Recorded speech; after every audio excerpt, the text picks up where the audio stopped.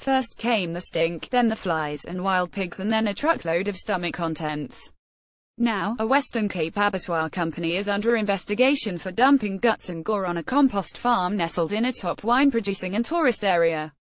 South African farm Assured Meat, which owns 2 abattoirs in the province, insists it is doing everything possible to minimize foul odors at the 8-hectare site outside Robertson, where it plans to install as many as 19 fly traps.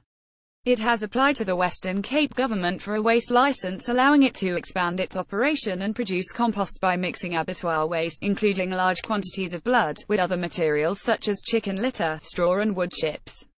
Langeberg municipality has confirmed that an investigation is being conducted into the unauthorized dumping of abattoir waste at the farm. An environmental impact assessment was still in the early stages, said acting municipal manager Anton Everson. The unauthorized use of the compost facility has already commenced. Landowners next to the dump site have raised numerous concerns. There are plans to build a 40 luxury unit eco-farm attraction across the road, with existing activities include hiking, trail running, stargazing and religious retreats.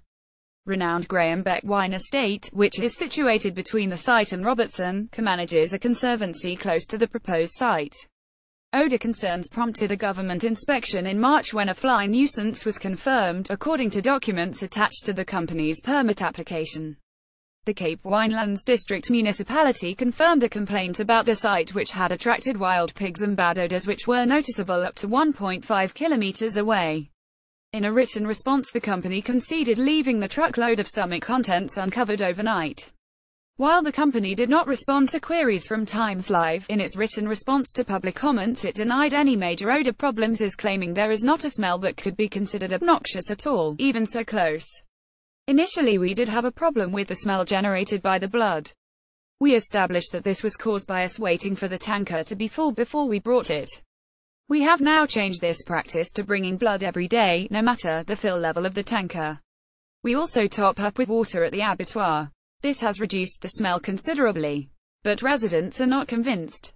Louis Jordan said this thing creates flies like hell. The amount of flies and stink that is there is incredible.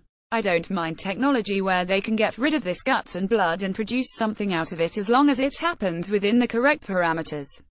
Neighboring landowner Pierre Gerber said the application had also raised environmental concerns. The proposed plant is dangerously close to this river. We have owned our property for 36 years and over these 4 decades we have seen serious flooding, which makes the application site totally unacceptable. It will be a disgrace if this facility is allowed, Gerber said, adding that it was curious the site was already processing abattoir waste without a license. On inspection of the property it was observed that composting activities were already in production. There are also signboards indicating as such at the locked gate of the farm. It would also be of importance to know if there is not already abattoir waste being used in the processing.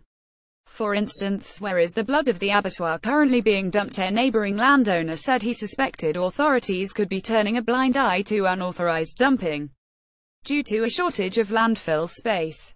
Everson confirmed that the municipality was no longer accepting abattoir waste at its regional facility. Langeberg Municipality's regional landfill site is reaching its maximum capacity and a new regional landfill site near Worcester has been identified as the preferred alternative, he said.